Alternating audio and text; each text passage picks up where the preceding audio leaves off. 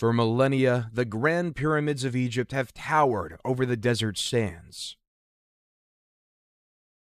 Everything about the great ancient civilization that once seized the lands remained a mystery.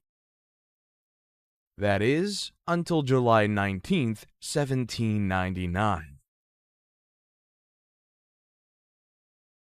A French soldier discovers a large stone about 35 miles east of Alexandria during Napoleon Bonaparte's Egyptian expedition,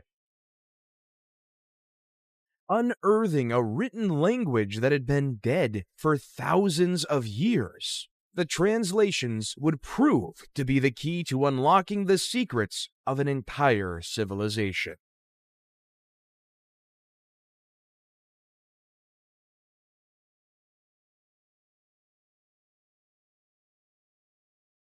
Egypt is the gift of the Nile. That's what Herodotus, the father of history, said. Since the Nile is the lifeline, as it provided Egypt with water for the cultivation of crops, which led to the burgeoning of civilization all along the length of the Nile Valley. The river strip that divided the Egyptian territory into two parts provided a favorable environment for the rise of civilization when the Nile Valley began in the Miocene times, cutting it into its current shape.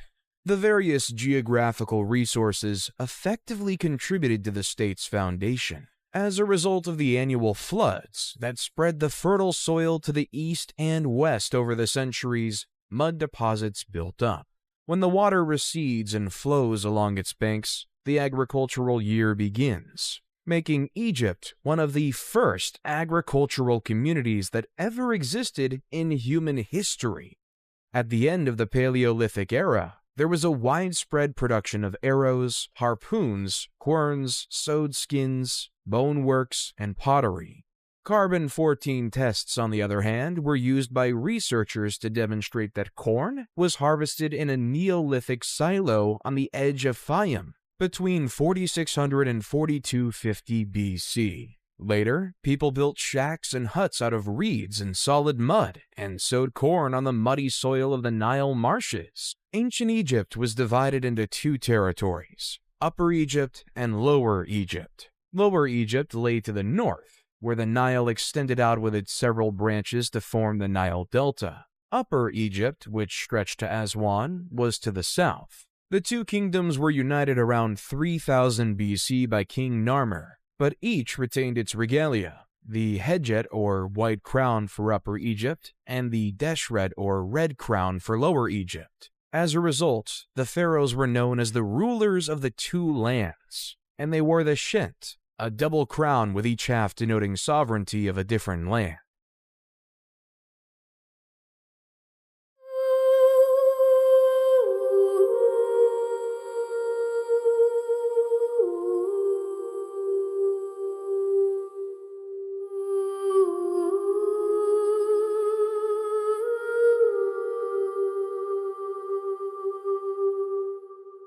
The pre-dynastic period in ancient Egypt is the period preceding documented history, encompassing around 6000 to 3150 BCE from the Paleolithic to the Neolithic age and on to the founding of the First Dynasty. While there are no written records from this period, archaeological digs in Egypt have unearthed items that convey their tale of the Nile River Valley's cultural history. The pre-dynastic period is called by the regions or ancient city sites where these artifacts were discovered, rather than the cultures that lived there. The Halfen culture thrived circa 30,000 BCE in the area between Egypt and Nubia, giving birth to the Cadan and Sibyllian cultures around 10,000 BCE, and the Hierophant culture. All of these cultures are hunter-gatherer societies that gradually grew more sedentary and settled into more permanent settlements based on agriculture. The Fayum Oasis is a natural basin located southeast of the Giza Plateau that gave home to the Fayum A civilization during 9000 to 6000 BCE. These people lived in the vicinity of a vast lake and made their living through agriculture, hunting, and fishing. The people of Fayum constructed reed homes with subterranean basements for food storage, Cattle, sheep, and goats were domesticated, and basketry and pottery production flourished. During this period, tribal chieftains assumed positions of power, which may have been passed down to the next generation in a family or tribal unit. Communities went from tiny tribes traveling together to large groupings of diverse tribes living in the same region all the time. The Fayum-A culture gave rise to the Merimde during 5000 to 4000 BCE, which was named from artifacts discovered at the location of that name on the western side of the Nile Delta. The majority of Egyptians were farmers, and agriculture was the basis of the dynastic Egypt economy, and farmers relied on the annual summer floods to grow their crops. We know that the first Egyptian farmers were hunter-gatherers. They planted crops such as wheat, lentils, barley, flax, and peas, in addition to herding animals.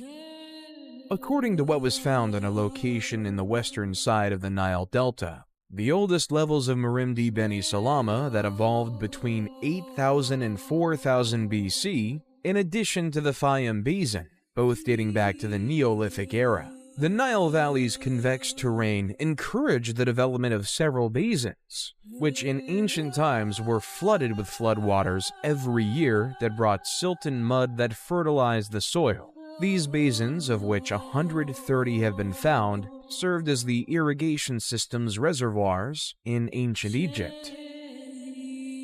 Granaries were made of clay jars or baskets that were buried up to their necks in the earth. The El Omari culture, about 4000 BCE, developed on these achievements by building circular homes of higher complexity with plastered mud walls. All of these cultures evolved and flourished in Lower Egypt, Northern Egypt, closest to the Mediterranean Sea, whereas Upper Egypt civilization formed later.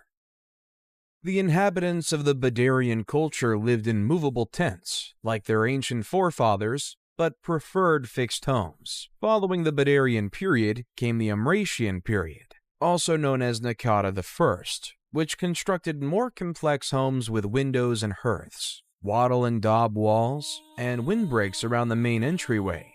The practice of mummification began around 3500 BCE. Where burial items were still left with the deceased. These developments were aided by the Girzian culture, also known as Nakata II, 3500 to 3200 BCE, which launched trading with other regions, inspiring changes in culture and art. The houses were built of sun-baked brick, and the more opulent ones included courtyards, an addition that would become commonplace in Egyptian homes later. The city of Abydos, located north of Nakata, became an important burial location, and huge tombs were built, forming a necropolis, a city of the dead. These tombs were originally made of mud bricks, but subsequently of huge, neatly hewn limestone. Eventually, the site would become the burial place for Egypt's rulers. Despite this, evidence reveals that individuals from all across the nation had their deceased buried at Abydos, and gave burial gifts to commemorate their memory. By this time, the cities of Zeus and Hierakonpolis were considered ancient, while Thinis, Nakata, and Nekhen were rapidly developing. The hieroglyphic alphabet, which was invented around 3400 to 3200 BCE, was used for maintaining records, although no entire sentences from this period have been discovered. At this time, the earliest Egyptian writing discovered so far originates from Abydos, and was discovered on pottery, clay seal imprints, and bone and ivory items. Complete sentences are not found in Egypt until the time of King Peribsen in the Second Dynasty 500 years later. This period led to the Nakata III period from 3200 to 3150 BCE. Following Nakata III, the early dynastic period and Egypt's recorded history began. With commerce, communities expanded and flourished, and the populations of both Lower and Upper Egypt increased. Small villages of brick dwellings and buildings evolved into bigger urban centers that soon clashed, most likely for trade products and water resources. Thinis, Nakata, and Nekhen were the three principal city-states of Upper Egypt during the period. Thinis appears to have defeated Nakata before absorbing Nekhen. These battles were fought between the Scorpion Kings, whose identity is unknown, and others, most likely Ka and Narmer. According to some researchers, Scorpion I, Scorpion II, and Ka were the final three rulers of the proto-dynastic period, before King Narmer invaded and unified Lower and Upper Egypt and created the First Dynasty.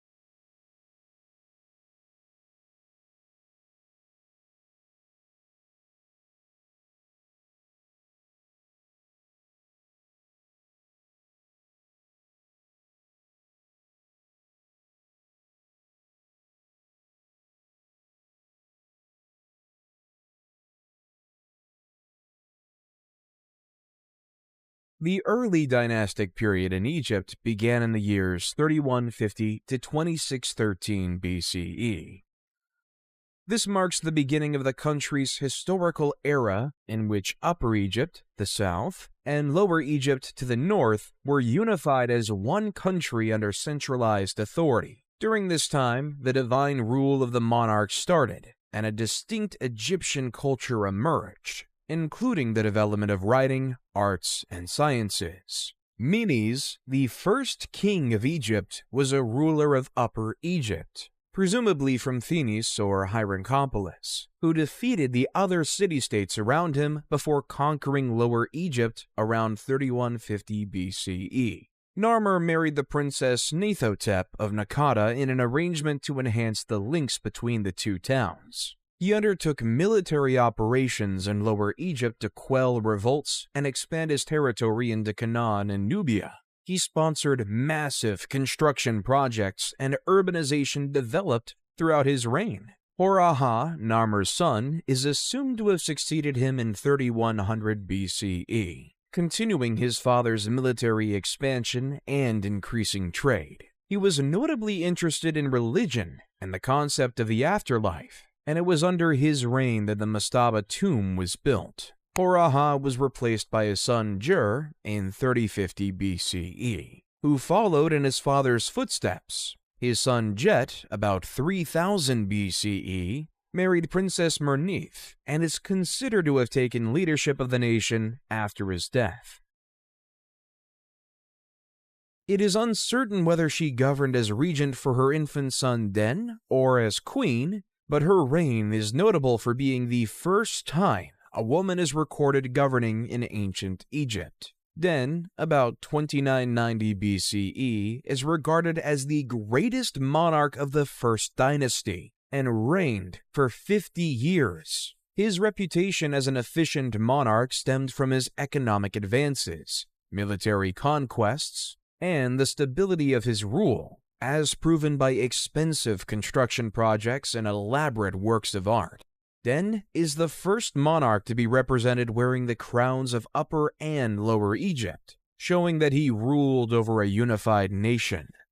Den was succeeded by two additional monarchs, Enegib and later Semerkhet, both of whom had tough reigns marked by insurgency. The dynasty ended with the Ka's reign, during which his heirs struggled for the throne and were defeated by Hotep-Sekemui, who established the Second Dynasty. Internal strife and a lack of, or misunderstanding over, records ruined the Second Dynasty, 2890 to 2670 BCE. None of the Second Dynasty monarchs have reliable dates, and several of the kings' names appear to be repeats of earlier rulers. Hotep-Sekemui, which means two powerful ones at peace, is a prime illustration of this issue. Because of his name, it would seem that he came to power after subduing the princes who fought for the throne after Kwa, but his name is inscribed on the entrance to Kwa's tomb, implying that he was the ruler responsible for burying Kwa, and he already had that name before the succession war broke out. Hotep-Sekemui is credited with bringing peace to Egypt upon his ascension to the throne, although a brief one. Instability and rebellion marked his reign. Raneb, also known as Nibra, was the first to link his name to that of the gods, and so create a bond between the monarch and the divine. There is no reasonable explanation for Peribsen's decision. Early academics claimed he was the first monotheist, who declared Set to be the sole deity. But evidence of his reign's devotion to various gods disproved this. Because his name is only found in Upper Egypt, it's possible that he opted to ally with Set for political reasons, to distinguish himself from the Horus religion of Lower Egypt. For whatever reason, he is regarded as a good monarch because commerce, the economy, religious practice, and the arts all thrived during his reign. Peribsen was replaced by Kheskemwy, probably his son, who continued his predecessor's construction projects and is believed to have brought Egypt's two regions back under central control, or at least reinforced unification. His most famous works include the statues at Hierakonpolis and Abydos, as well as his role as the father of Pharaoh Djoser.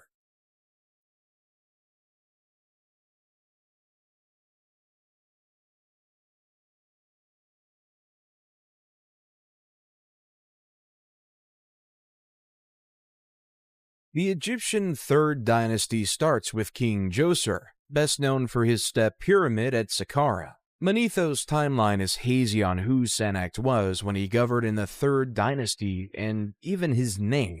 Sennacht's name is only known from the Abydos monarch list, the Turin Papyrus, and two reliefs discovered in the Mastaba tomb, number K2 at Beit Kalaf. Djoser erected so many monuments that historians have long assumed his tenure extended at least 20 years. He started military campaigns to Sinai and kept Egyptian unity, resulting in the stability required for his construction projects and the growth of the arts. Djoser's step pyramid at Saqqara is Egypt's first recognized pyramid, which was designed by his architect and vizier, Imhotep.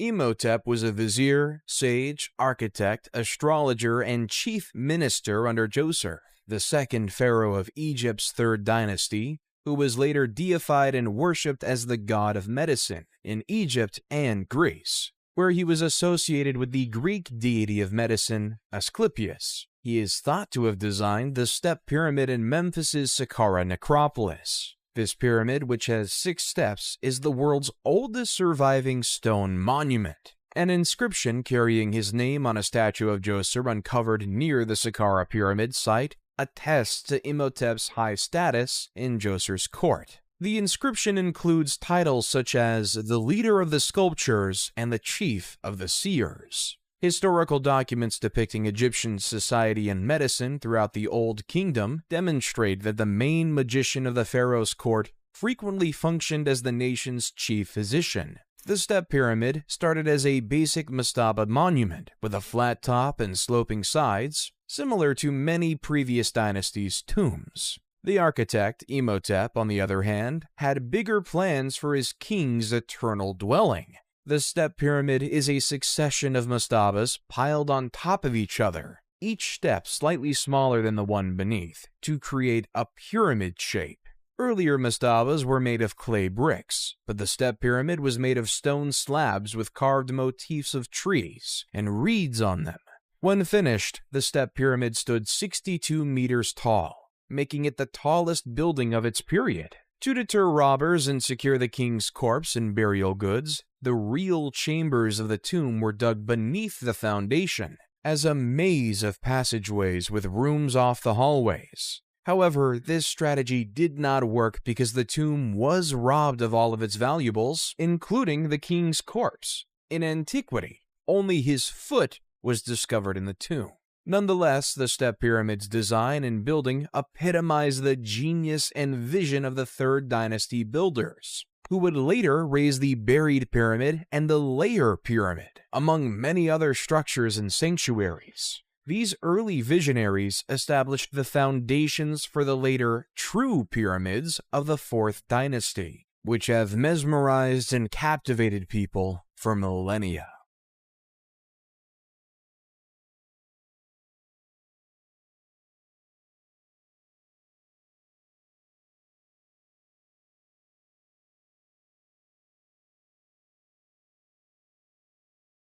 The Old Kingdom of Egypt is also known as the Age of the Pyramids or the Age of the Pyramid Builders, because it contains the Great Fourth Dynasty, during which King Sneferu mastered the craft of pyramid construction. and the pyramids of Giza were built under the reigns of Khufu, Khafre, and Menkaure. The historical documents of this time, the 4th to 6th dynasties of Egypt, are sparse, and historians consider the history of the era as literally written in stone, and mainly architectural in that academics have been able to build a history through the statues and their inscriptions. The pyramids themselves provide little information about their architects, but adjacent funerary shrines and stelae provide the king's names and other significant information.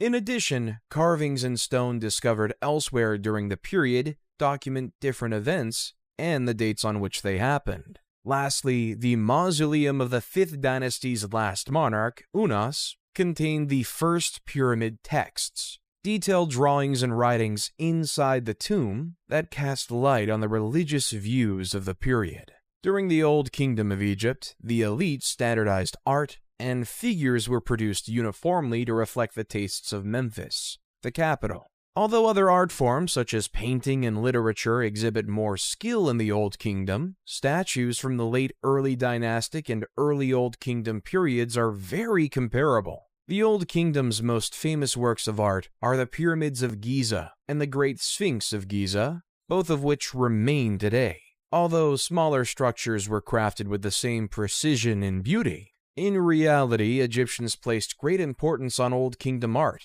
and architecture in later ages. Although all levels of society may have shared the same religious systems, social inequality persisted even after death. The only significant impediment to reaching an afterlife was being buried outside of Egypt. Egyptians thought that, to be reborn, they needed to be buried in Egypt. If they died abroad, their relatives went to tremendous pains to bring their bodies back for burial, so those correct funerary rituals could be performed and they could be buried in their native land, allowing them to enter the afterlife.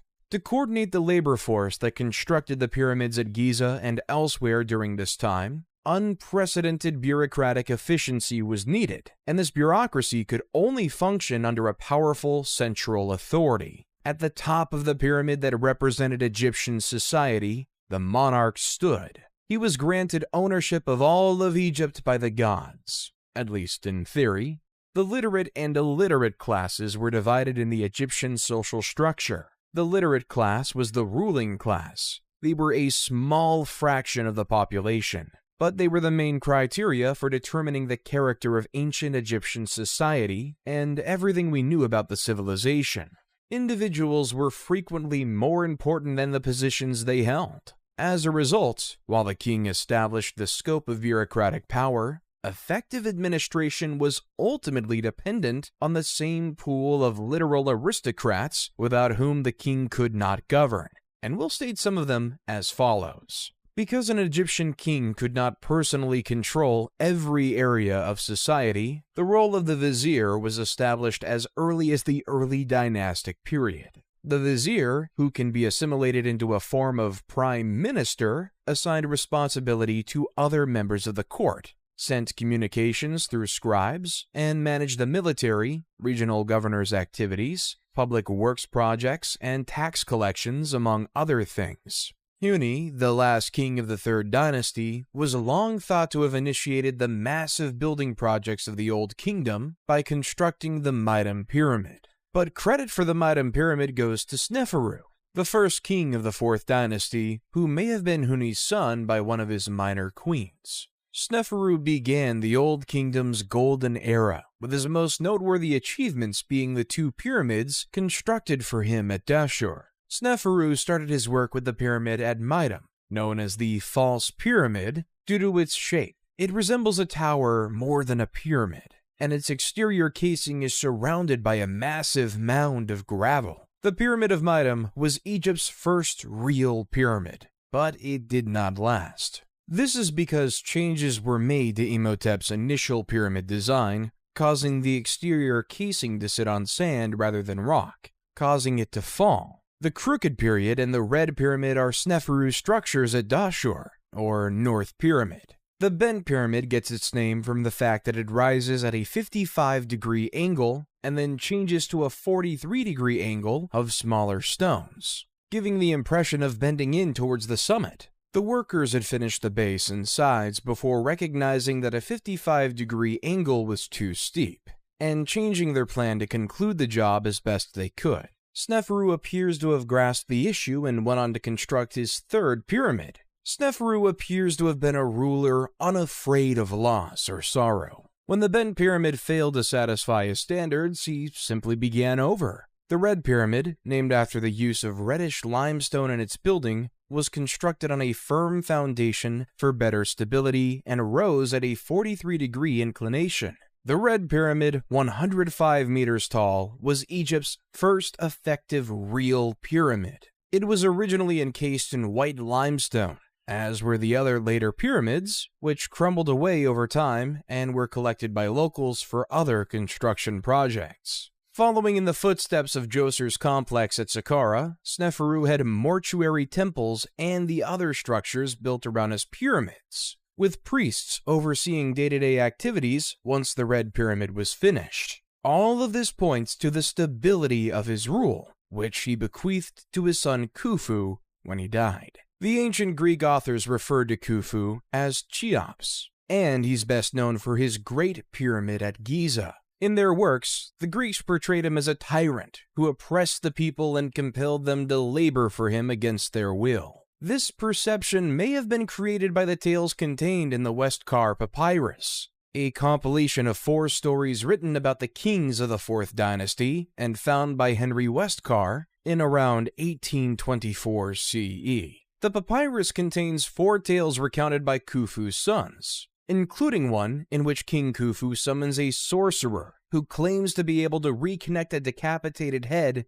to a body, and some academics read his actions in requesting a demonstration as malicious or careless. During the reign of Khufu, Egypt became even wealthier as a result of his military battles against Nubia and Libya, as well as his lucrative trade deals with cities such as Byblos. He also invested in agricultural innovations to improve the livelihoods of his people. During his reign, the world's first documented dam was constructed in Wadi Jarawi, a mountain range west of modern Helwan. This dam improved water availability for farms and others in the town. The Great Pyramid of Giza is the final of the ancient 7 wonders of the world, and a distinguishing emblem of Egypt. It is situated on the Giza Plateau near the modern city of Cairo, and was constructed over 20 years during the rule of Khufu. Although many hypotheses exist regarding the pyramid's purpose,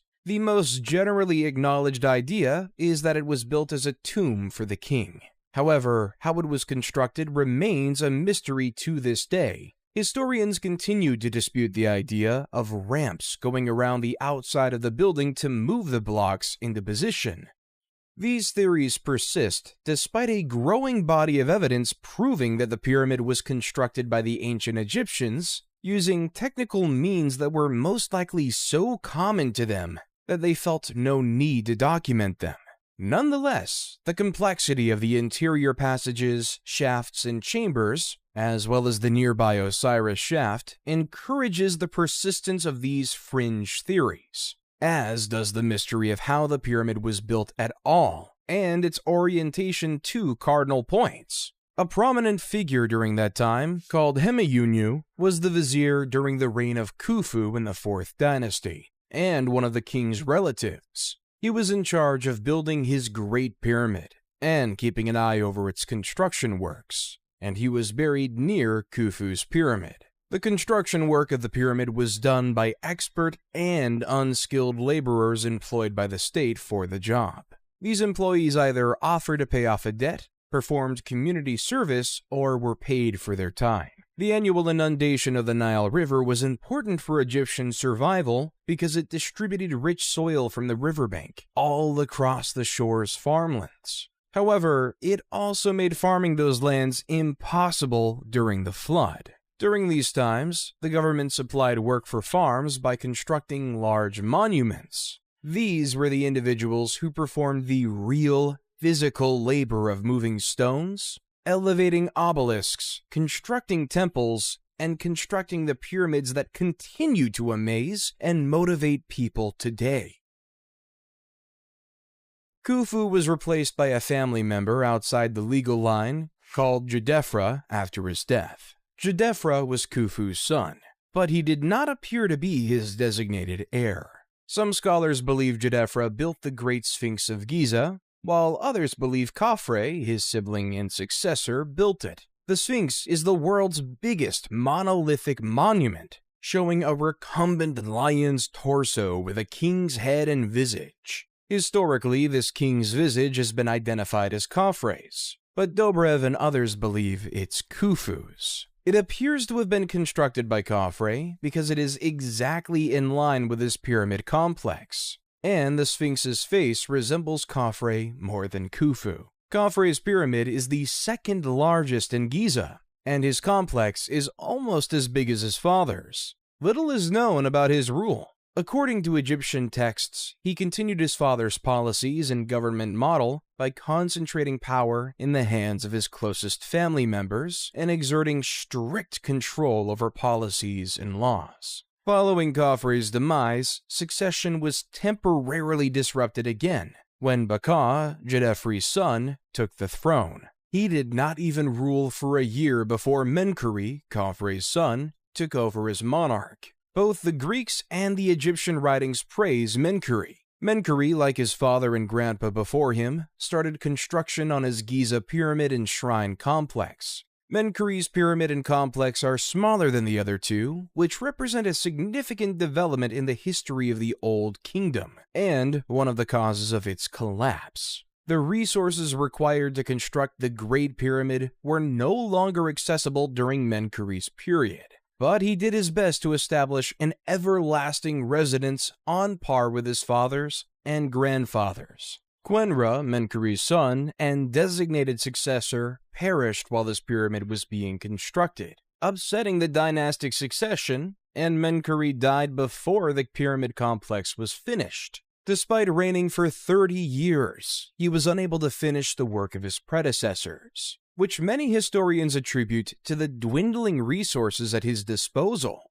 Shepseskaf, Menkaure's successor, finished Menkaure's structure at Giza, but was buried in a relatively modest mastaba at Saqqara. As previously stated, the monarchs diverted immense resources to their funerary structures and buildings, but these temples and sanctuaries were increasingly under the authority of the priests who managed them, rather than the king. Although the Giza Plateau is now an old, sand-swept location on the outskirts of Cairo, it was a city of the deceased, inhabited by the living who tended to it during Menkaure's time. Giza had priests' houses, shrines, worker accommodations, stores, factories, breweries, and all the amenities of a small metropolis. The civilian life in ancient Egypt was very active. The lowest social class consisted of peasant farmers who did not own the land on which they worked on, or the houses in which they resided. The monarch, members of the court,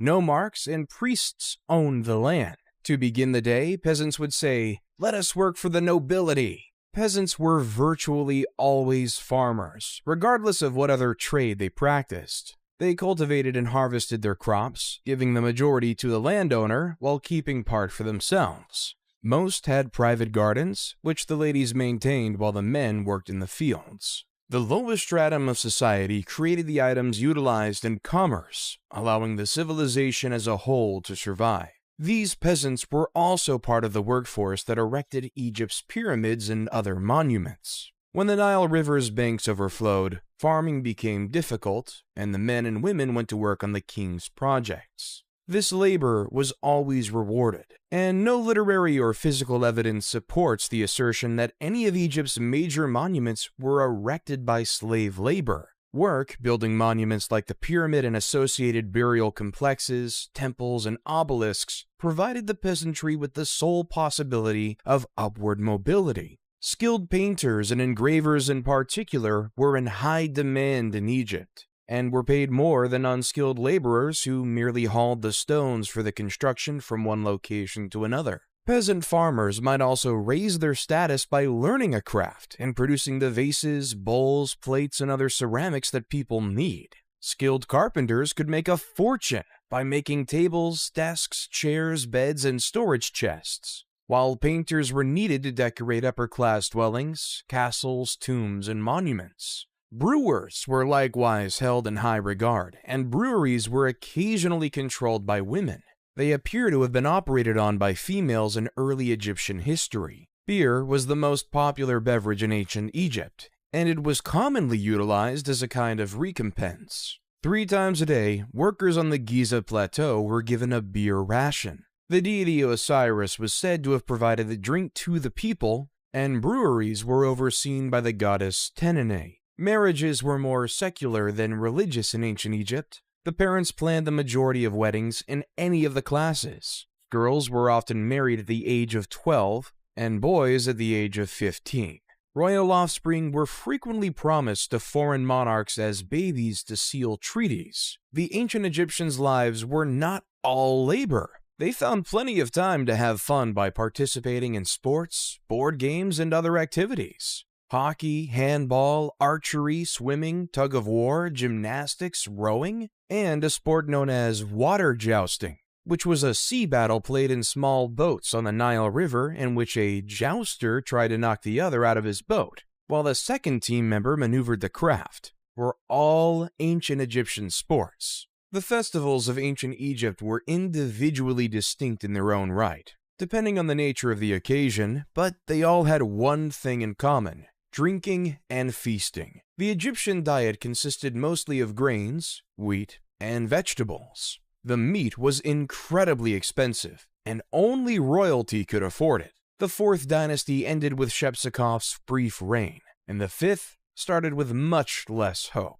The 5th dynasty is known as the Sun King's dynasty because so many of their titles contain the name of the deity Ra, usually given as Re. The first 3 of these rulers, Userkaf, Sahur, and Kakai, would later be memorialized as divinely chosen in the Westkar papyrus tale, The Birth of the Kings. The dynasty starts with King Userkaf, but a lady called Kenkaz, most likely a daughter of Menkor, appears prominently in the Egyptian texts as mother of 2 kings of Upper and Lower Egypt, though it's unclear who those monarchs were. Her monument is the 4th pyramid at Giza, and she was a significant person.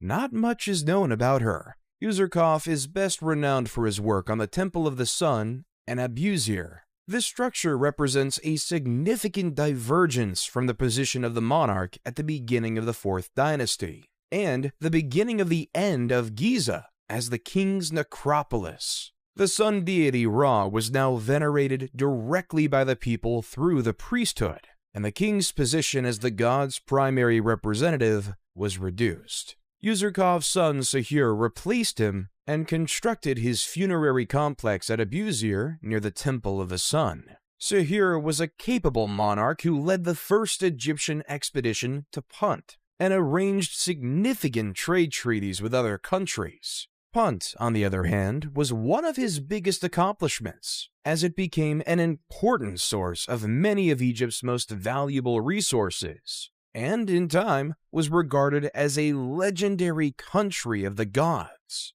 Sahur constructed his own temple to the sun in Abusir and was the first to use palmiform columns in the building, which would later become the norm for columns throughout Egypt. Sahur's war exploits and cautious resource management enriched the nation, as demonstrated by the intricate work done on his mortuary complex and the inscriptions discovered. His son, Neferirker Kakai, succeeded him. Inscriptions suggest he was a good king and well-regarded, but little is known of his tenure except that the priesthood got even more dominant during his control. His son, Neferifre, succeeded him but perished young, possibly around the age of 20. He was followed by King Shepsekhar.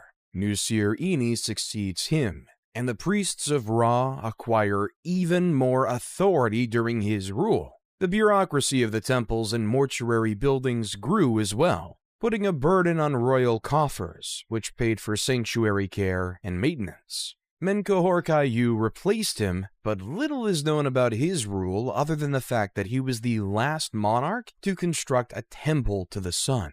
Djedkaraisi replaced him in the late 25th to mid-24th century BC. The roots of Djedkaraisi are unclear. He's not regarded as Menkaure-Kayu's son, but he may be connected. To keep the economy stable, he reforms the administration and the clergy extensively during his rule. Djedkaraisi refused the customary practice of erecting a shrine to the sun deity and decreased the number of clerics required to maintain funerary structures. He also arranged the Second Punt expedition, which enriched Egypt and reinforced relations with Punt. The most important element of Djedkaraisi's reign, however, was the decentralization of the government in Memphis, which gave local authorities more authority. Djedkaraisi was replaced by his son Unas, the reign of whom is little documented. Unas was the first Egyptian king to have the interior of his tomb decorated and inscribed with what became known as the pyramid texts.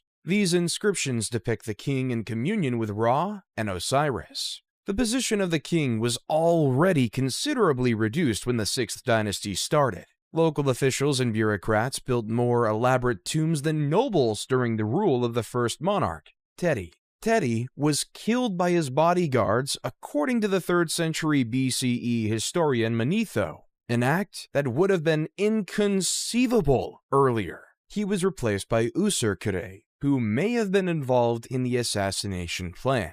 His reign was brief, and he was followed by Merierpepi I, during whom the nomarchs gained authority. By the end of the Old Kingdom, the political power had fragmented and the system was decentralized. The restoration of central power was a lengthy process that lasted well into the 12th dynasty. Because of the breakdown of central power, political authority passed into the hands of the nomarchs, who took complete control. This pattern persisted during the reigns of Merenre-Nemtimsaf I and Neferkare-Pepi II, who ascended to the kingdom as a child and perished as an old man, signifying an incredible rule of nearly a century. During Pepi II's lengthy rule, the Old Kingdom gradually crumbled. The increasing influence of provincial nomarchs and the clergy eroded the central government's and king's authority. Pepi II was followed by Merenre-Nemtimsaf II, with a very short reign, and the dynasty ended with Necherkar, who is identified by some scholars and Egyptologists as the Queen Nitocris from Herodotus's account of an Egyptian queen who avenges her brother's murder by drowning his killers at a banquet. Pepi II had outlived any heirs to the throne, and appears to have been a pretty ineffective monarch in his final years. When drought caused famine in the country, there was no effective central authority to react to it. The Old Kingdom terminated with the 6th dynasty because no powerful ruler ascended to the throne to guide the people. Local authorities focused on their areas and lacked the means and motivation to assist the rest of the nation. As the 6th dynasty died out, Egypt gradually descended into the first intermediate period.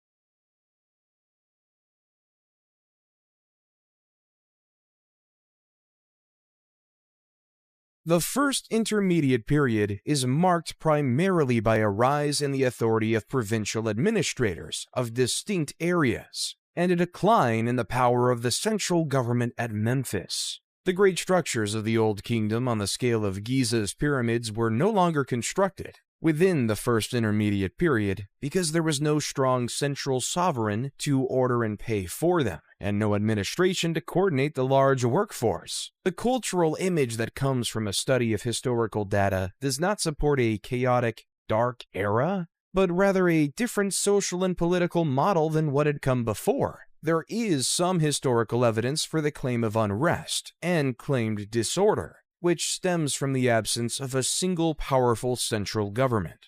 The country's different regions were essentially self-governing. The dearth of information about the kings of the 7th and 8th dynasties attest to their ineffectiveness. Their identities and dates will be forgotten in Egyptian annals. The ancient city of Memphis was abandoned at some time by rulers who saw themselves as the heirs of the Old Kingdom kings. The rulers of the 9th and 10th dynasties then seized Heracleopolis as their center and declared themselves Egypt's real kings. Intef, a Theban nomarch who bore the customary epithets of Great Overlord, of the Nome, and Overseer of Priests, came to prominence in Thebes around 2125 BC and opposed the authority of Heracleopolitan kings. Intef I established Egypt's 11th dynasty and provided the push for the country's unity. During the Middle Kingdom, he was known as Intef the Mighty, and a monument in his honor was erected in the Temple of Karnak. And this was the way leading to the beginning of a new era, which was the Middle Kingdom.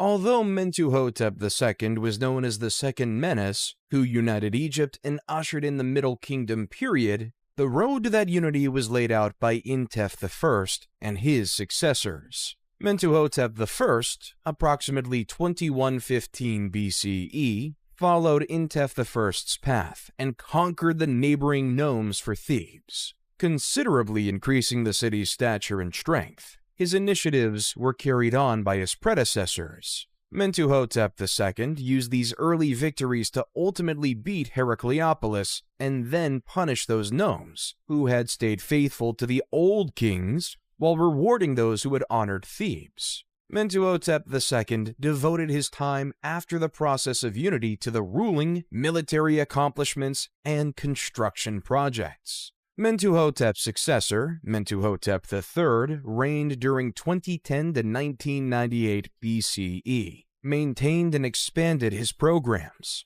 He dispatched an army to Punt and strengthened the northern delta's borders. Mentuhotep IV replaced him. His entire 7-year rule is silent, but he most likely continued his predecessor's policies effectively because the nation is thriving when Amenemhat replaces him as monarch. When Amenemhat was Mentuhotep IV's vizier and was sent with his mission to quarry stones for the king's project, he had an inscription made of the extraordinary events he witnessed. First, a gazelle gave birth on the stone selected for the king's sarcophagus top, indicating that the stone had been chosen correctly because it was endowed with fecundity and life. Second, an unanticipated rainfall descended on the celebration, revealing a well big enough to water the entire gathering.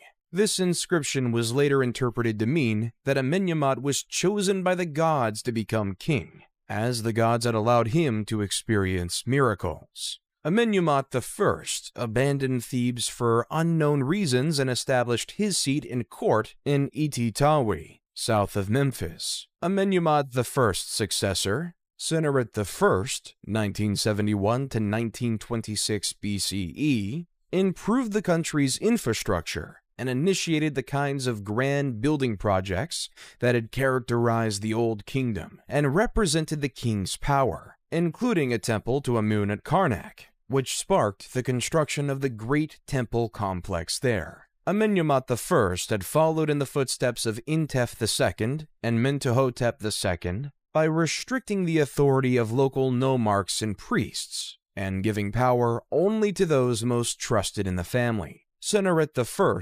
continued the same strategy. The administration of the 12th dynasty was so effective that, unlike the Old Kingdom, it kept wealth centralized with the monarch while allowing for the development and prosperity of individual regions, without allowing them to become too strong. The king governed all of Egypt, but specific officers were rewarded for their devotion. The Egyptians developed various advanced ways of irrigation systems, and to keep track of the water levels, they built nilometers to gauge the height of the flood and to determine the taxes levels supposed to be paid. Canals were dug to provide water to different areas when Sennacherib II decided to turn the Fayum area into an agricultural center. He developed a specific irrigation system with a dike that transported water from Lake Moeris, which resulted in crop prosperity in the area. He was also behind the construction of the White Chapel, a building important to historians and academics because it contains a record of all the nomes of the period. Sennacherib I was followed by Amenemhat II, 1929 to 1895 BCE, who may have governed alongside him.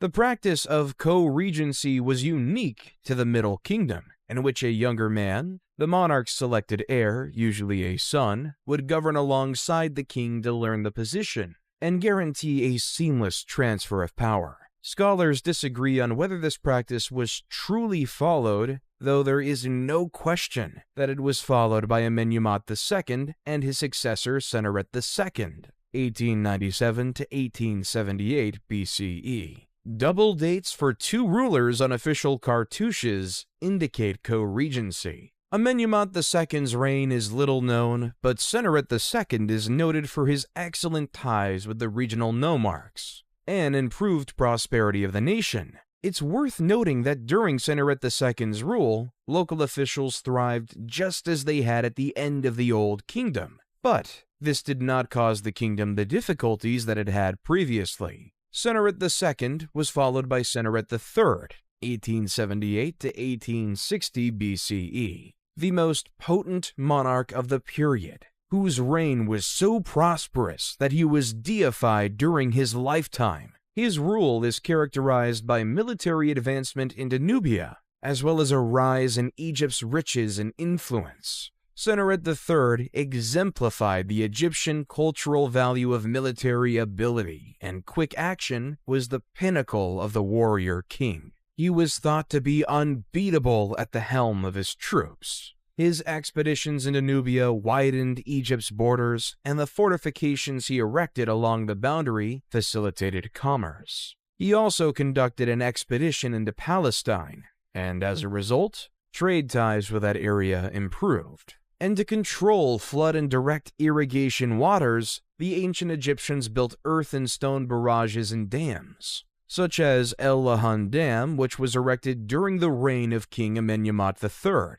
who ruled in the 12th dynasty following the reign of Sennacherib III, as he wanted to make good use of the floodwaters for the irrigation system, and to protect the state from destructive high levels of inundation water. Early November, before the water had entirely left the basins, was the time when preparations for planting season began. Before fields were prepared for planting, irrigation facilities were repaired or cleared, and property lines were reevaluated. And since ancient Egyptians were known to document every detail of their daily life, we have seen the process of growing and harvesting the grain depicted in great detail in various tombs paintings. Various crops were planted widely, which made food types plentiful in Egypt, such as emmer wheat, which was used to make bread and beer, grapes for wine, palm dates, doom palms, figs, sycamore, and papyrus, whose stems were used to make paper-like scrolls for writing, and also was a great material to make sails, cords, and even mats. Various tools were used by the farmers during the planting process, such as a very interesting one called shadaf. It's a hand-operated device used to lift water from the river, which consists of a long pole with a bucket hung on a rope from one end, and the other end has a weight attached to it. It was either used to fill jugs with water to transport them, or even to run water in small canals along ditches. However, it's normal when people wonder how such a civilization in ancient times managed to erect huge buildings and move colossal statues without having the technology we have in the current modern world. Some scenes from tombs of high officials have proof of how the whole process of moving huge statues was done. Jehudi Necht was a nomarch of the 12th dynasty. He used to govern the 15th nome of Upper Egypt. He has a very interesting scene in his tomb of the transportation of a roughly 6.8 meter high monument of him by 172 people using ropes and a slide, in an endeavor aided by the dumping of water in front of the slide. Unfortunately, no evidence of this colossus has ever been discovered. Amenemhat III boasted of no major military triumphs, but constructed almost as many monuments as his father, and was responsible for the vast mortuary sanctuary at Hawara, known as the Labyrinth. Amenemhat IV, 1815 to 1807 BCE, replaced him and maintained his policies. He completed his father's construction tasks and began many of his own.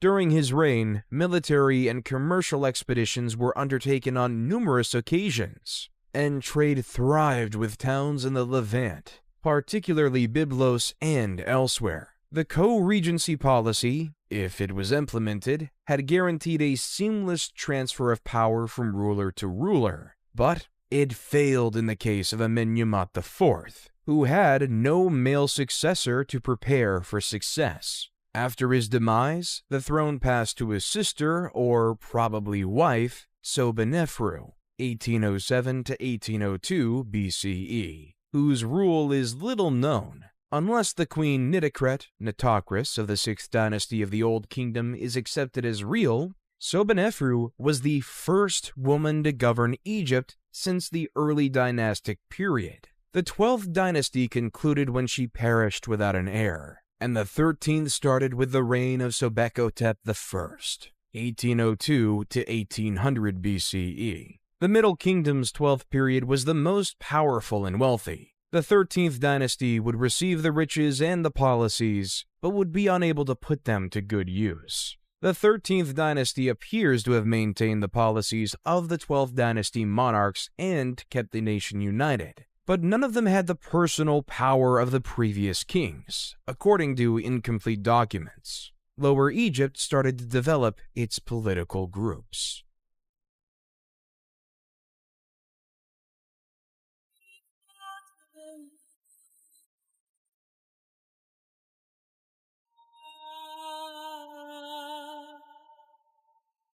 This era starts when the Egyptian rulers of the 13th dynasty relocate the capital from Tawai to Thebes, the former capital of the late 11th dynasty in Upper Egypt, thereby weakening their grip on the north. Amenemhat I, 1991 to 1962 BCE, established the tiny settlement of Hudwarat in the far north at the start of the 12th dynasty, which developed into a commercial hub with easy access to the sea and road paths to Sinai and the area of Palestine. During the 13th dynasty, effective trade and immigration brought an increase of Semitic people to Avaris, who ultimately grew wealthy and powerful enough to wield governmental power in the nation. These individuals were known to the Egyptians as Hekakosset or Hyksos. The name of the Hyksos remains unclear. Many hypotheses have been proposed, including the possibility that they were refugees escaping the Aryan invasion of Asia. The Nordic invasion hypothesis has been debunked, as has this assertion. The Egyptians refer to them as Asians, but this was a word used for anyone beyond the country's eastern boundary, from the Levant to Mesopotamia. During the late 13th dynasty, the Egyptian monarch ceased supplying the border fortifications located in Nubia, and no additional soldiers were stationed there. The troops, who were already stationed at the forts, were never returned to Egypt, and the former garrisons became their permanent residence. These troops served as commerce intermediaries between the Egyptian city of Thebes and the kingdom of Kush. As the 13th dynasty neglected matters to the south, just as they were doing to the north, the kingdom of Kush developed into a centralized power, with its capital at Kerma. Some of the ancient Egyptian fortifications along the border were destroyed at some time, presumably during an assault, though this is unclear. What is evident is that as Egyptian government in Thebes disregarded Kush's influence in the south, Kush's power increased, and the boundary became more flexible. The troops who had been left behind no longer saw it as their duty to protect against invasions, and had grown more acclimated to the role of traders than military men by this point. The monarchs documented for the latter portion of the 13th and 16th dynasties are non-Egyptians, or at the very least, do not have Egyptian names and are considered Hyksos rulers. Their timeline is muddled, and some names are only known from ceremonial items, while others are only known from pieces of kings' lists, making dating problematic. The Hyksos achieved economic dominance of the eastern delta and then pushed north, negotiating treaties and forging contracts with various nomarchs, governors of other districts in Lower Egypt until they had conquered a sizable amount of territory and could exert political authority. Once established in Avaris, the Hyksos elevated Egyptians to positions of power, adopted Egyptian customs and attire, and absorbed Egyptian deity worship into their own beliefs and ceremonies. The Hyksos monarchs established Egypt's 15th dynasty, but once they were evicted, the invading Thebans destroyed all traces of the Hyksos in Egypt. Only a few Hyksos rulers are known by name thanks to the ruins of inscriptions and other texts discovered at Avaris and elsewhere, including the best known, Apepi. Apepi was also known as Apophis, and had an Egyptian name related to the giant snake Apophis or Apep, the sun god Ra's nemesis. At the same time the Hyksos rose to prominence in northern Egypt, the Nubians rose to power in the south. The Middle Kingdom's 13th dynasty, like Lower Egypt's, had forgotten to pay attention to its southern frontier. Thebes remained Upper Egypt's capital, but instead of dominating the entire nation, it was wedged between the Hyksos in the north and the Nubians in the south. According to Manetho, Apepi of the Hyksos wrote to the Theban king, Seqenenrentah, 1580 BCE, "Do away with the hippopotamus pool to the east of the city, for it prevents me from sleeping day and night." The message was most likely about the Theban practice of hippopotamus hunting, which would have been insulting to the Hyksos, who worshipped Set and included the hippo in their religious observances. Tao, rather than complying with the request, saw it as a challenge to his autonomy and marched on Avaris. His mummy indicates that he was slain in battle, and this, together with the events that follow, reveals that the Thebans were vanquished in this fight. Tao's son Chamos took up the cause, lamenting bitterly in an inscription about having to pay the Asiatics taxes and dealing with outsiders to the north and south of him and his kingdom.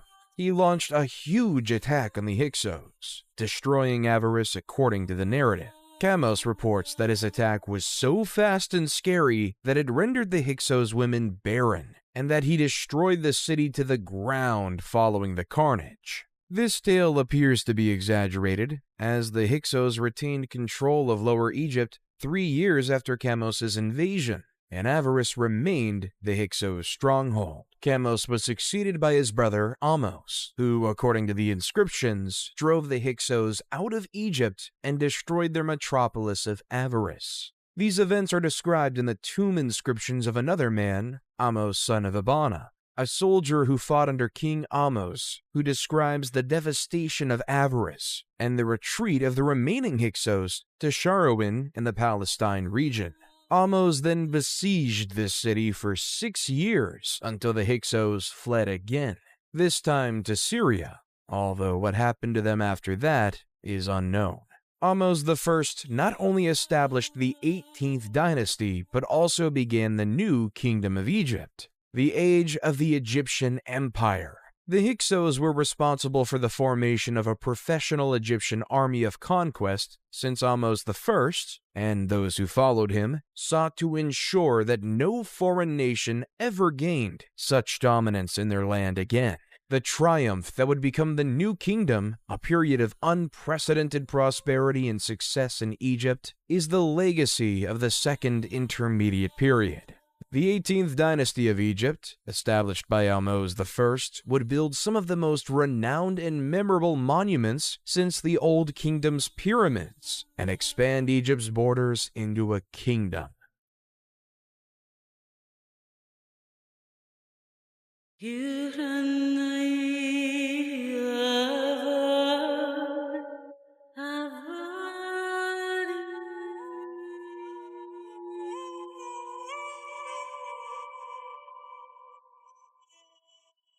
Ahmose I realized that the Hyksos had been able to establish themselves so securely because previous Egyptian monarchs had permitted them to.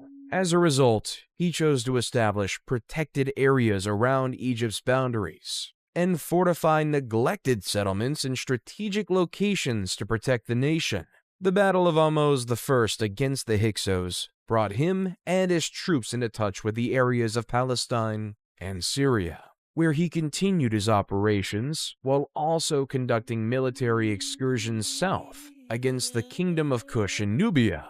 When he died, he had protected the nation and consolidated his authority, leaving a steady political and economic situation for his replacement, Amenhotep I, 1541 to 1520 BCE. Inscriptions show that Amenhotep I followed his father's policies and modeled himself after him as a warrior monarch, but he most likely only commanded battles in Nubia.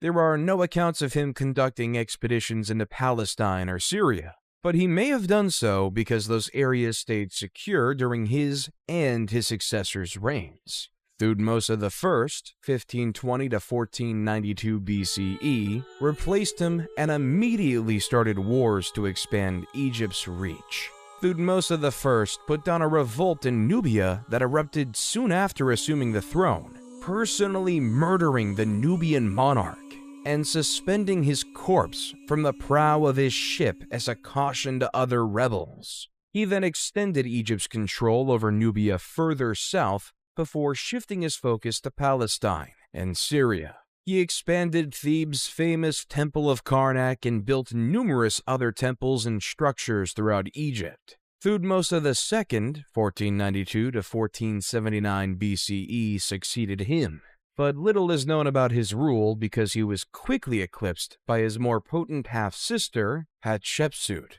Hatshepsut, 1479 to 1458 BCE, was one of the most potent and effective New Kingdom rulers. Thutmose II had one child with her, and he had another with a minor woman, Thutmose III, whom he named as his successor, 1458 to 1425 BCE. Following Thutmose II's death, Hatshepsut was appointed regent of Egypt and officially co-ruled with Thutmose III, but she had been the force behind her husband's tenure and continued to do so as she saw fit after his death. Hatshepsut is in charge of numerous construction initiatives. She conducted the most successful expedition to Punt, added her works to the temple at Karnak, and governed in harmony with Nubia to the south. Her construction undertakings were so beautiful and numerous that subsequent pharaohs claimed ownership of them. They were able to do so because Hatshepsut's name was taken from all of her structures, including her magnificent complex at Deir el-Bahri around 1458 BCE. Concerning the obelisks that were erected in the different temples, they were symbols of the sun god, and many of them can be found everywhere in the whole world, whether they were real Egyptian ones or modern ones imitating the ancient Egyptian obelisks. The process of carving one is not a paradox, as there is an unfinished one located in the quarries of granite in Aswan. Hatshepsut commissioned its construction, probably to accompany what became known as the Lateran obelisk, which was originally at Karnak, but was later brought to the Lateran Palace in Rome. Thutmose III inherited a wealthy and secure country in 1458 BCE, and wasted no time in improving it. Thutmose III establishes the Egyptian Empire, which his descendants would sustain. He defeated the neighboring countries and expanded Egypt's dominion further than it had ever been before, using the war chariot acquired from the Hyksos, bronze weaponry, and better strategies. Over 20 years, he led at least 17 separate military campaigns, subduing kingdoms from Libya to Syria and extending Egypt's authority in the south, from the region around Buin down to Kyrgyz. When Hatshepsut died, Thutmose III ascended to power. Believing him to be weak and inexperienced, the king of the Syrian city of Kadesh instigated a revolt in the Egyptian province of Canaan, which swiftly gathered support from other places aiming to dethrone Egypt. This coalition met in the city of Megiddo. Thutmose III marched his army from Thebes to Megiddo in northern Canaan, prudently choosing a narrow pass from the town of Aruna instead of the wider and easier routes to the city, and surprised his enemies by entering the Kina Valley behind their defensive positions and driving them from the field. Thutmose III had to lay siege to the city to seize it. Geneni, who was Thutmose III's commander and military scribe, naturally accompanied his monarch in war to put down the rebellion, and wrote a record describing the fight. Thutmose III was so taken by Jani's tale that he had sections of it written on the walls of the Great Temple of Amun at Karnak, and, to a lesser extent, elsewhere. Geneni begins by describing why the writing on the temple's walls exist. He then goes on to explain the campaign and its motivations. The wretched adversary referenced on several occasions is the king of Kadesh, who started the revolt and gathered the armies against Egypt. But it is also used to refer to everyone who joined the rebellion at times. Following the Battle of Megiddo, Thutmose III would subdue and punish those who took part, capturing not just Kadesh, but also all of Syria and the Mitanni territories in Mesopotamia. He was succeeded by his son Amenhotep II, 1425 to 1400 BCE, who inherited and built on his father's powerful and safe kingdom. He was not a warrior king, but he did order many construction projects and signed peace treaties and commerce deals with other countries, such as Mitanni. Thutmose IV, 1400 to 1390 BCE, his replacement, carried on his programs. Based on readings of his renowned dream stele, which recounts the tale of how he came to the kingdom, Thutmose IV is regarded as a usurper, although he is the legal son of Amenhotep II. He's best known as the king who rebuilt Giza's Great Pyramid. He is followed by Amenhotep III, 1386 to 1353 BCE, who is regarded as one of Egypt's most effective and powerful rulers. Amenhotep III ruled Egypt at a time when it was at its artistic, political, and fiscal apex. His reign was one of the most opulent in Egyptian history, and he frequently used his riches to persuade other nations to do what he desired. He kept the nation stable, enlarged its boundaries, and devoted himself to the arts and construction initiatives. Many of Egypt's most impressive structures date from his rule. During his reign, however, the priests of Amun started to acquire increasing fortune. They possessed more property than the monarch and used it to enrich themselves further. Amenhotep III attempted to contain their increasing influence by allying himself with Aten, a minor deity symbolized by a sun disk. He appears to have believed that the authority of the pharaoh behind the worship of Aten would elevate the status of those priests over those of Amun. His scheme failed, but it did elevate the deity Aten, who would play an important role in the rule of Amenhotep's son and successor. Amenhotep IV, also known as Akhenaten, was an Egyptian pharaoh renowned for establishing monotheism and banishing the ancient gods. His rule became known as the Amarna period, because the Egyptian capital was relocated from Thebes to modern-day Amarna. He ascended to the kingdom as Amenhotep IV, but changed his name to Akhenaten in the 4th or 5th year of his rule, dissolved the old religion, particularly the worship of Amun, and raised the deity Aten to the position of the one true god. Only the cult of Aten was recognized as a valid religious organization. All other sanctuaries were shuttered, and their veneration was prohibited. He built a shrine to Aten at Karnak's Great Temple of Amun, which he also shuttered. His wife was the famous Nefertiti, best known for the magnificent bust created by the sculptor Thutmose. Upon Akhenaten's death, he was succeeded by his young son, Tutankhaten, 1336 to 1327 BCE, who quickly changed his name to Tutankhamun, who took to the throne at just 9 years old. The young leader relocated the capital to Memphis, restored Thebes as a religious center, which also held political significance, reopened the temples, and restored Egypt's ancient religion, although he instituted significant changes that helped secure the nation. He's best known for his magnificent tomb, which Howard Carter found in 1922. Tutankhamun was married to Ankhsenamun, his half-sister, until his demise at the age of about 18. Ankhsenamun may then have married the vizier A, possibly 1324 to 1320 BCE, who some experts believe replaced Tutankhamun, or she may have attempted to reign on her own. Whatever part A played in the succession, Ankhsenamun vanished soon after Tutankhamun's death, and the general Horemheb took control, devoting to return Egypt to its former grandeur. Horemheb, 1320 to 1295 BCE, went to great measures to erase the Amarna period rulers from Egyptian history by burning all of Akhenaten's statues and writings, including completely demolishing his sanctuary at Karnak. Horemheb defended traditional Egyptian religion and customs. Relationships with other countries and Egypt's infrastructure were ignored during Akhenaten's rule. Horemheb returned Egypt to its previous glory, though he was unable to bring it back to the heights of Amenhotep III.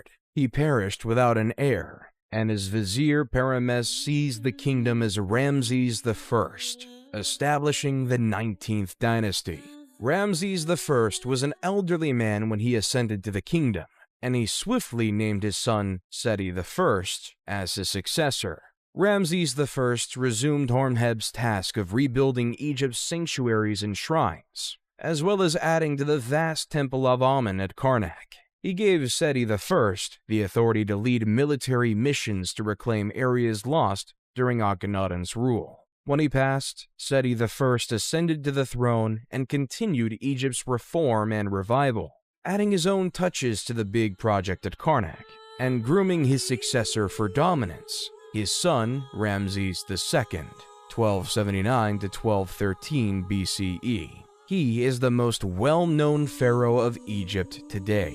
Ramses II governed Egypt for 67 years, and the magnificent temples and monuments he constructed in celebration of his conquests and accomplishments still stand as a testament to the wealth of his reign. There is hardly any ancient Egyptian site that does not mention Ramses II, and the story of his triumph in the Battle of Kadesh in 1274 BC is legendary. However, one of his greatest acts as pharaoh was not one of battle, but one of peace. The forging of the first peace treaty in history. Anatolia's Hittites had been gaining prominence since the 2nd millennium BC, and by 1530 BC they had surpassed Babylonia as a notable nation, and they were putting Egypt to the test. Letters of intent had been addressed to the 18th dynasty's king Akhenaten, but he had never responded or taken note of Hittite activities along his boundaries.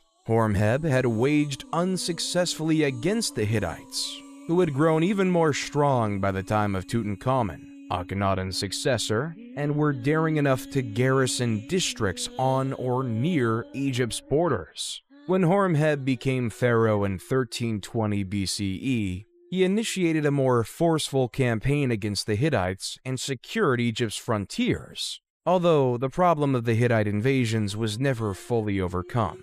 Seti I had gained Palestine and Kadesh for Egypt, but happy with the victory, had made no plans for the city's defense. Now, Ramses II of the 19th dynasty had to cope with the problem of the Hittite invasion, and gathered his forces at Pur-Ramses in 1274 BC to remove the Hittites from Kadesh and weaken their army. Riding in his chariot at the head of 4 divisions, 20,000 soldiers, Ramses II marched his first division so quickly that he soon outdistanced the other 3. Near Kadesh, 2 Bedouins were apprehended and asked about the whereabouts of Muwatalli II and his army, to which they replied that the army was nowhere near Kadesh, and that Muwatalli II feared Egypt and the young king. The Bedouins, however, were Hittite spies, and Muwatalli II had already fortified Kadesh, with his chariots, 3,500 of them, and troops, 37,000 men, waiting just over the next hill. According to some combat accounts, Ramses II caught several more spies who told the awful reality about his condition, but the information arrived too late. Ramses II had separated himself from the rest of his army in his haste to seize Kadesh and vanquish the Hittite ruler.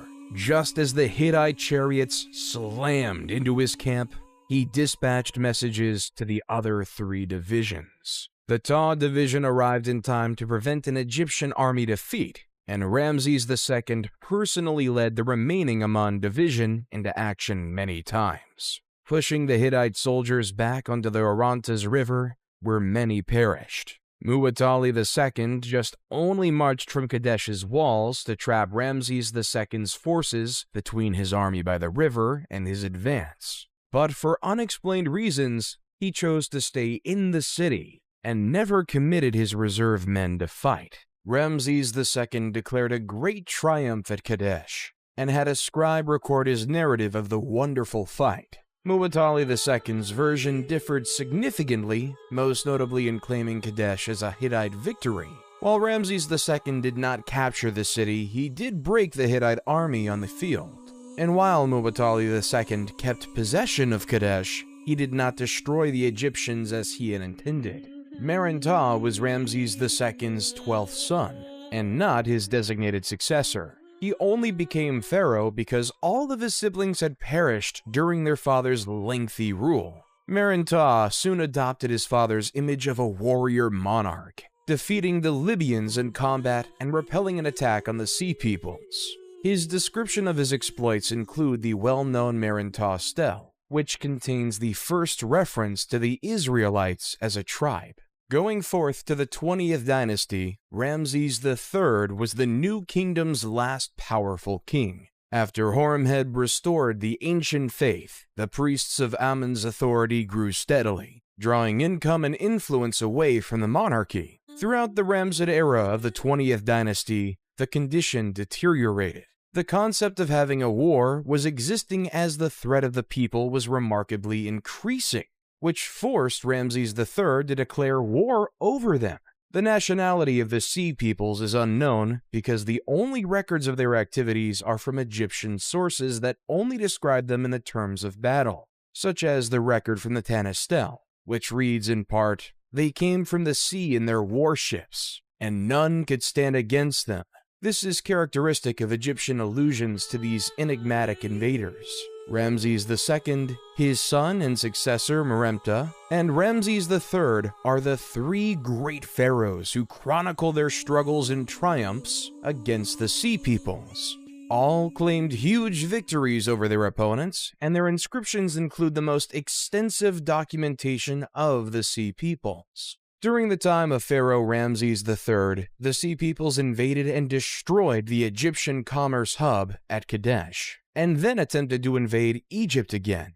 They began their operations with swift attacks along the coast, before pushing toward the delta. In 1180 BC, Ramses III subdued them, but they returned in force. Ramses III would have been aware of his predecessor's fights with these people and how violent they were. He decided against a field engagement and instead employed guerrilla tactics as a plan. He set up ambushes around the coast and along the Nile Delta, and his archers were especially efficient, putting them camouflaged along the beach to shower down arrows on the ships at his signal. The ships were set on fire with burning arrows once the crew was dead or drowning. After crushing the naval invasion, Ramses III turned his focus to what remained of the invading troops on land. He used the same tactics as previously, and in 1178 BC, the Sea Peoples were defeated off the coast of Zeus. Egyptian annals once again depict a spectacular victory, in which many Sea Peoples were slaughtered, and others were captured and coerced into the Egyptian army and fleet, or sold as slaves. Although Ramses III spared Egypt from invasion, the battle was so costly that the royal treasury was depleted, and the tomb builders at Deir el-Medina could not be paid. This resulted in the first documented labor strike in history, in which workers walked off the job and refused to return until they were properly reimbursed. And then, the momentum of the Egyptian empire started to fade. Ramses III retained a powerful central authority, secured the borders, and kept Egypt prosperous. But the kingdom was crumbling around him. The office of the Pharaoh of Egypt no longer held the same level of reverence it once did because the priests of Amun served as an intermediary between the gods. Ramses III was injured in an assassination attempt staged by one of his lesser spouses. and perished as a result of his injuries. Ramses IV, 1155 to 1149 BCE, ascended to the throne only after his elder siblings perished. He attempted to imitate the great pharaohs of the past and did complete several construction projects while battling to keep the empire's declining territory, but he perished after a brief rule. He was succeeded by his son, Ramses V, who fought to retain control against Amun's priests and keep the kingdom together. His successor, Ramses VI, carried on the fight with little success. Ramses VII replaced him, followed by Ramses VIII, about whom little is known, Ramses IX, Ramses X, and Ramses XI. All of these pharaohs fought to keep the kingdom together in the face of outside incursions and internal conflicts with Amun's priests. An incident related to these struggles, though obscure, involves a man called Amenhotep, high priest of Amun, who was deposed by the vizier Pinehasi and forced to escape south to Nubia. What we are sure about is that the priests of Amun retained huge power and reached the throne of Egypt and ruled the country.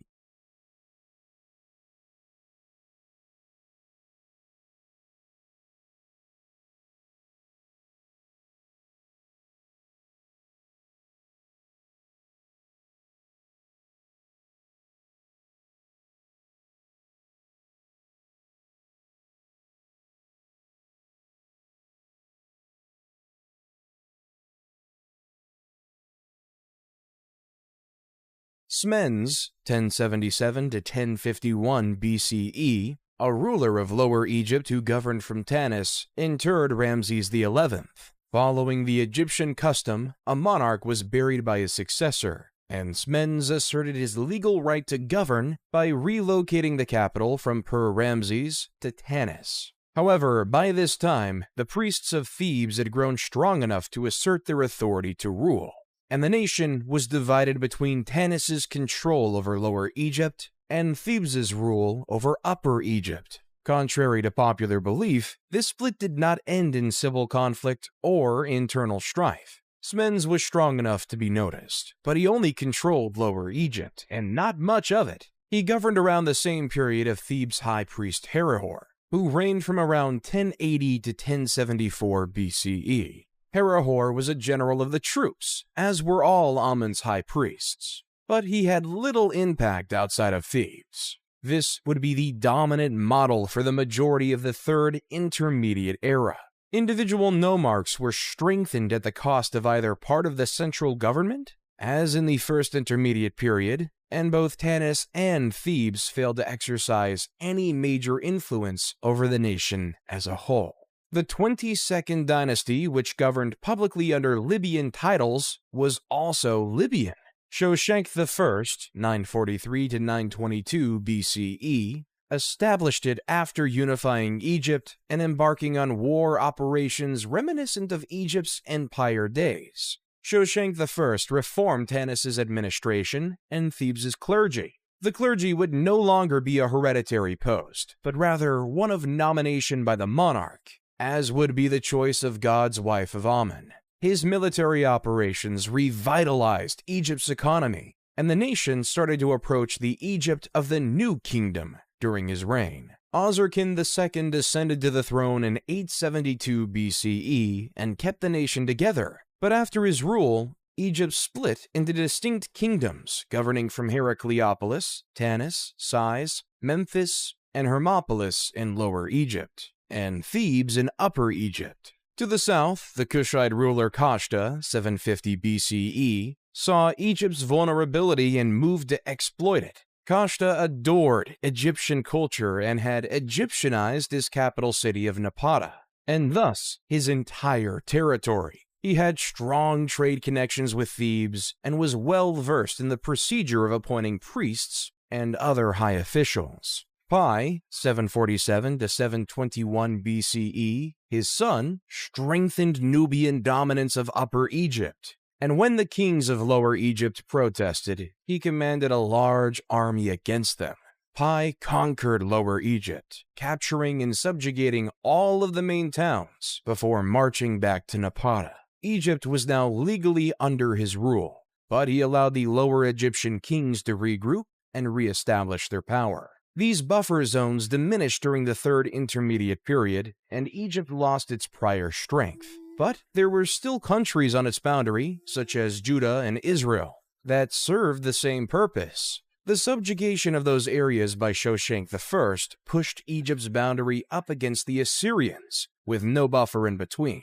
Moving forth to the 26th dynasty, Psammetichus I was a powerful ruler who instilled in his people the grandeur of Egypt's past by restoring it through massive projects, renovations, restorations, and military feats. His son, Necho II, 610 to 595 BCE, continued his father's legacy by conducting military battles, ordering construction projects, and expanding the military. The Egyptians were never great seafarers, and Necho II recognized this by establishing a fleet of Greek mercenaries, which proved quite successful. Necho II is regularly portrayed as a great warrior and military commander who strengthened the nation he had inherited. During the reign of Amasis II, he was successful in reforming government spending while also stimulating the economy and directing war operations. Egypt came together behind his leadership and thrived once more, with a thriving economy, secure boundaries, and prosperous commerce. Building projects, temples, and other works of art were finished, and Egypt's reputation regained some of its lost lusters. He was replaced by his son Psammetichus III, 526 BCE, who was a young and inexperienced king who was ill-prepared for the difficulties he faced. Cambyses II, the Persian monarch, had sent to Amasis asking for one of his daughters as a bride. But Amasis, not wanting to obey but also trying to prevent confrontation, sent Apries' daughter instead, who was his predecessor. This former Egyptian princess was profoundly offended by Amasis' choice, particularly since it had long been Egyptian policy not to transfer noble women to foreign monarchs as wives. When she arrived at Cambyses II's palace, she disclosed her true identity, and Cambyses II vowed to revenge Amasis' slander by sending him a fake bride.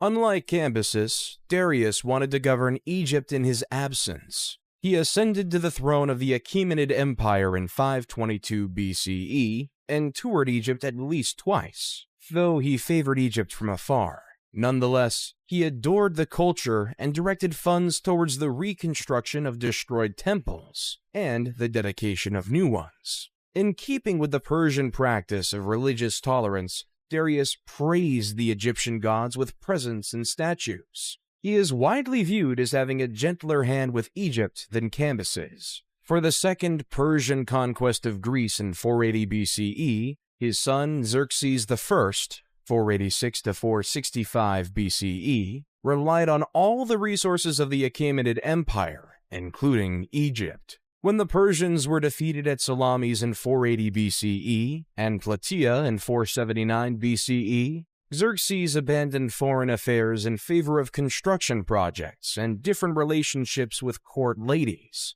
Artaxerxes I, 465 to 424 BCE, succeeded him and battled for 6 years to put down the first significant Egyptian rebellion, led by Inaros II, the Libyan royal son of Psamtik V, encouraged and assisted by Athens in 460 to 454 BCE. While it is true that the Persians ruled Egypt during the 27th and 31st dynasties, Egyptian culture was kept alive, and the 30th dynasty of Egyptian rulers gave Egypt back a brief time of its former glory before the Persians invaded their land again. This era comprises the 27th to 31st dynasties of Egypt. Egyptian resistance to Persian control, on the other hand, is visible throughout the area. And Egypt thrived under Persian rule because the Persian Shahs respected the culture. Amarteus of the 28th dynasty, Nectanebo I and Nectanebo II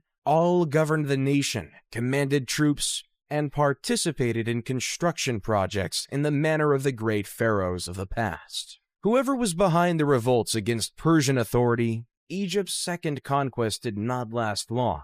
Philip II of Macedon, 359 to 336 BCE, defeated the Greek city-states and incorporated them into Macedonian authority.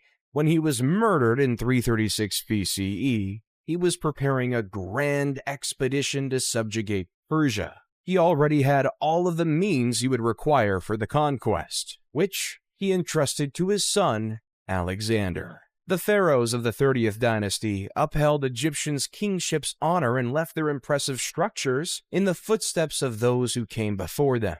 So, while the late period may be considered the end of Egyptian sovereignty, it should not be considered the end of Egyptian civilization. Even today, Egypt's cultural accomplishments inspire respect, if not fear, and remain among the most popular and intriguing of the old world. Although times changed, current modern Egypt in the 21st century might look like a coming forward version of ancient Egypt. The Nile River is still sacred to the Egyptian people, and they still celebrate the same festivals of the ancient times, such as the spring festivals. The food is quite inspired by the authentic ancient food. The traditions are still there, and even the last development form of the ancient language called the Coptic is still spoken in Egypt in churches' prayers and the middle of their Arabic dialect. The modern people are proud of the legacy. It was seen in the parades that were done in Cairo for the transportation of the mummies to the civilization's museum, and the reopening of the Alley of the Sphinxes in Luxor. They're building new cities, digging their way to improve commerce with the highways dug in the middle of the mountains, passing through the deserts. They're almost opening the biggest museum in the whole world. Excavations unearth every day new discoveries which might lead soon to a discovery similar to that of the tomb of Tutankhamun in 1922. And this land will always remain an attractive mystery, dazzling and enchanting people from all over the world with its magic and history.